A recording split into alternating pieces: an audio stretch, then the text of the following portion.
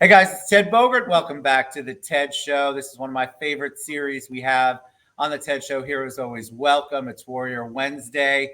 I have two U.S. Army veterans on the show with me today. Of course, we have our CEO at Future Home Loans, Robert Lynn, is with us. He's with me every week. He comes on and gives us his insights and what's going on in the world as far as mortgages go.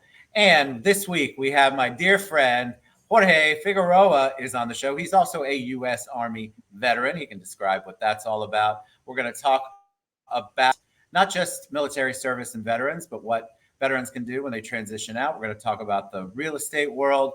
Most recently, Jorge made a move in his real estate career. We're going to talk about that, coaching, and all sorts of good things. Welcome, gentlemen. How are you today? Doing well. Thanks for having me, Ted. It's an honor to be here finally on the TED Show. I love it. Finally on the TED Show. It's an honor for you to be here, buddy. You and I have been friends for a while. You've got this amazing work ethic, this awesome family. I love your family, and you guys built this new team, and I want to talk all about that. But before we do, we want to do intros. So we'll start with Rob, and then Jorge, we'll get to you. Robert Lynn, tell them a little bit about you, your service, and what you do now if they don't know already. Yeah, hey, I'm Robert Lynn, founder of Future Home Loans. I was in the Army in the 90s, so it's kind of more like the Boy Scouts as opposed to the last 20 years. But I was there, and I enjoyed my time and learned a lot, and actually was a Russian linguist in the Army. So yeah, it's been real interesting paying attention to what's going on in Europe right now. But I'm super excited to meet Jorge. I'd love to hear about his team and see what's going on with him.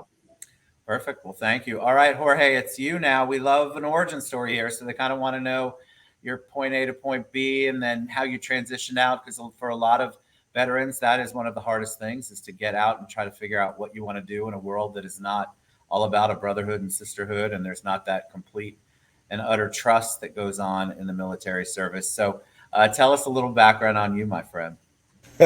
Well, Robert mentioned the 90s. I was in the 80s, late 80s, and then go.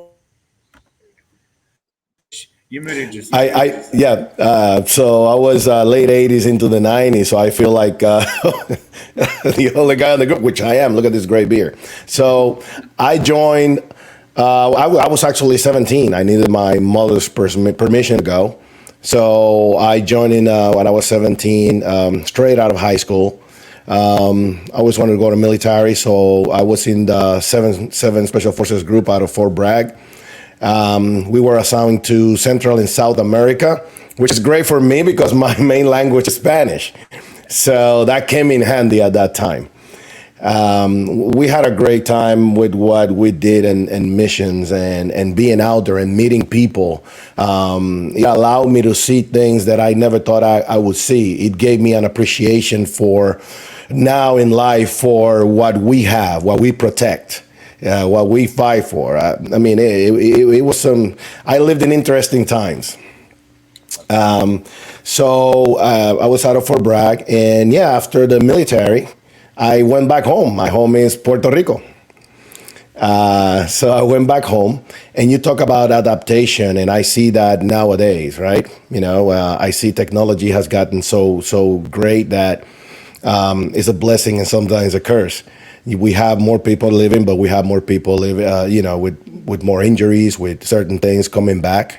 But I can tell you, we're doing a better job taking care of our veterans, but there's so much work to do. I know when I came out, I had some adaptation problems, coming back home. This is something that is actually the first time I talk about it ever in a public setting. So I had some adaptation problems coming back. I always been entrepreneurial, I guess.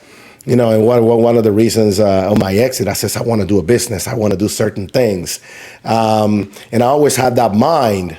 But I couldn't tell at the time what it was, but I was a little bit prone to I will snap in a second, not too helpful in the business world. Back then, and we didn't have a guide or somebody to guide me through that process. Fortunate enough, I always believe it starts with your mind. I was able to work on that and identify what the triggers were.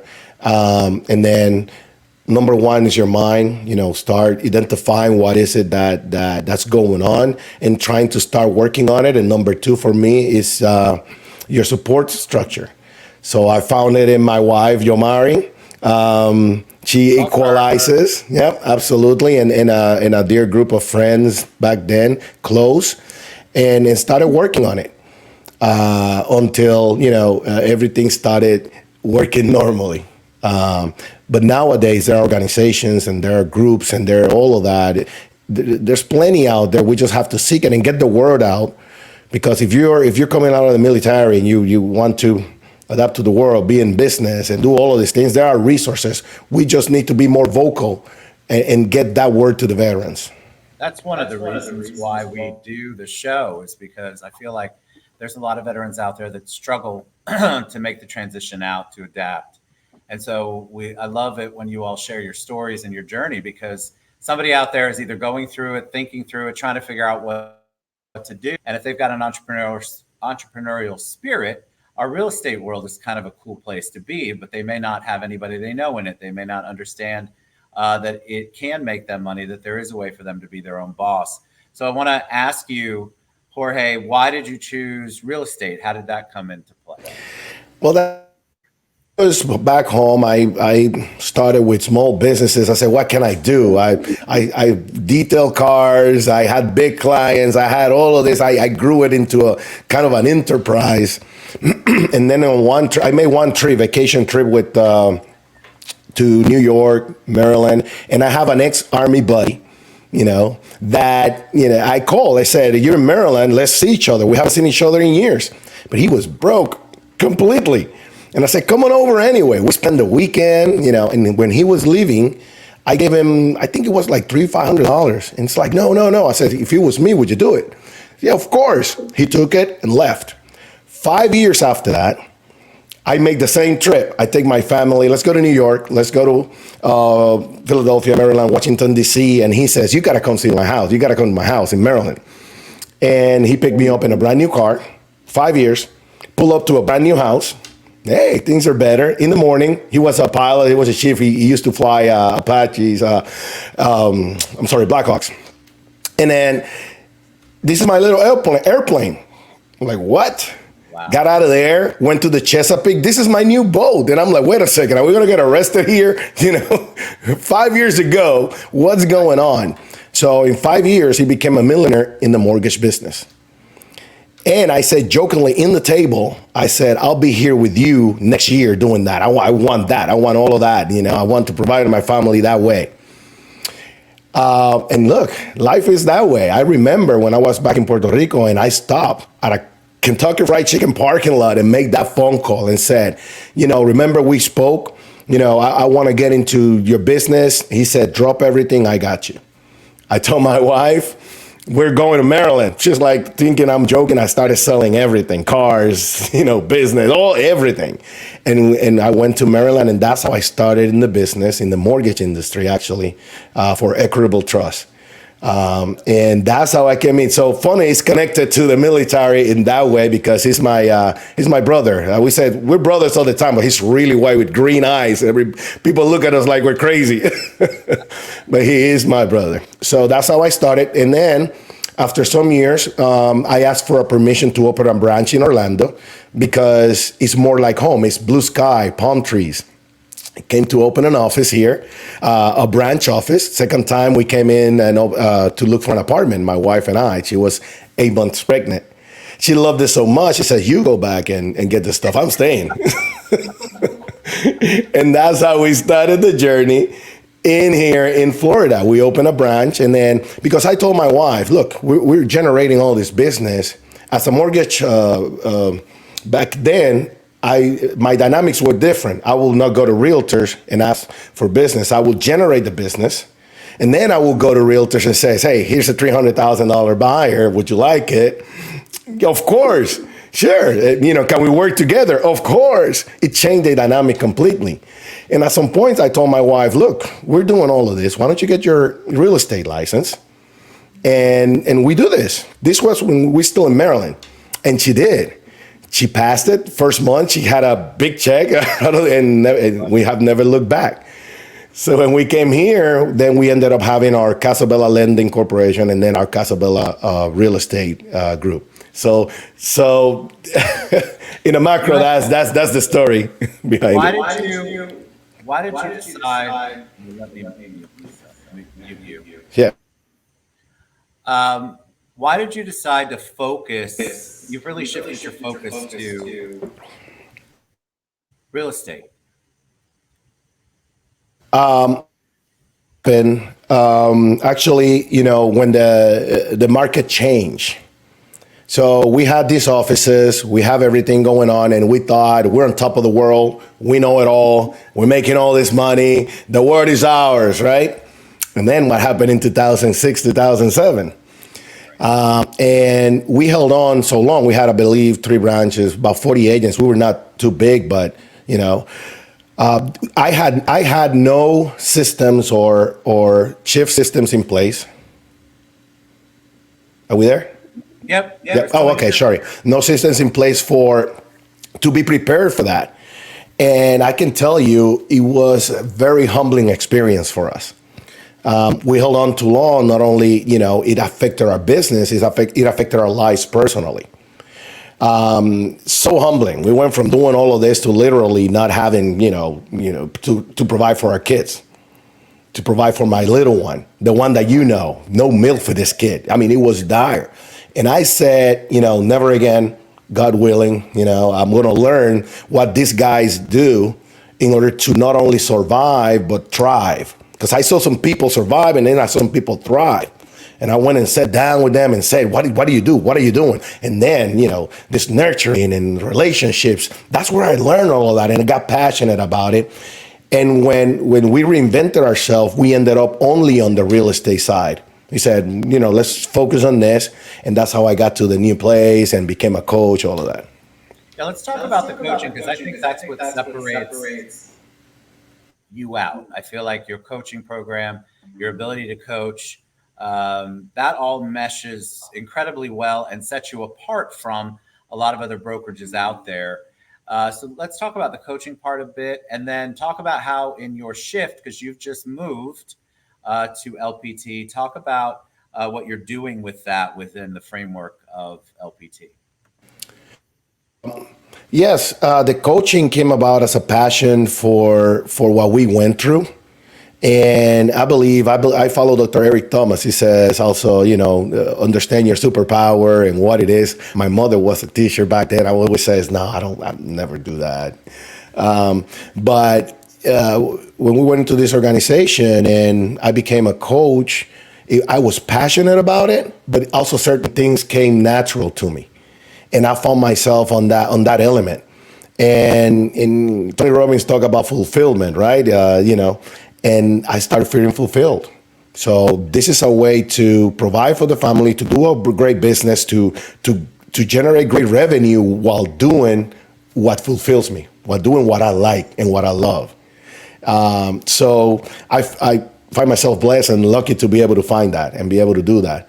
And yes, we made the move now to LPT. And what we did is we took that coaching program that before you needed access, so we made it available. It's called Life on Your Terms. That's how I always say, on your terms, life on your terms. And we are able to put that in place now and try to affect as many agents out there possible so they don't have to go through what we had to go through. We learn everything by hitting a wall. So, if I can touch as many agents out there and give them a little bit and some of them take it and run with it, my job is done. You do an amazing job at it, Jorge. All the feedback I've ever heard and your relationships. So kudos to you. Congratulations on the move. I want to ask you both, and I'll start with Rob.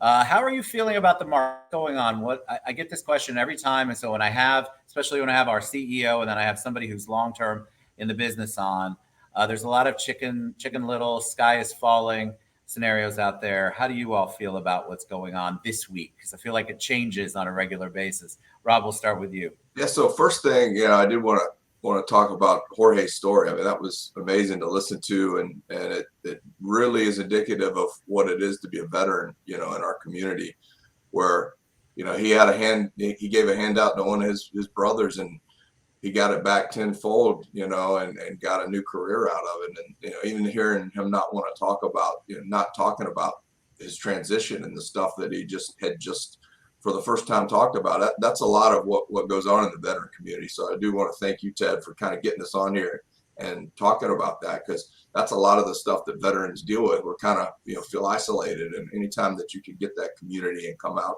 and talk to people, it's awesome. So very cool story, Jorge. With the market, rates are rough. I mean, they've gone up here significantly the last 60, 90 days. We just had a hurricane blow through the entire state of Florida. I kind of feel like we've hit rock bottom in Florida real estate mortgage market here in the last 30 days. That's at least the way I'm looking at it. I do think we're gonna kind of peak at rates by the end of this quarter, sometime in this quarter, and then it's gonna kind of start to ease back down, I feel like, next year, but it's gonna be slow. And quite honestly, I'm planning for 12 months like this, and I kind of hope it stays like this, because it's going to get rid of like Jorge was talking about. You've got the folks that are surviving, or the folks that are thriving.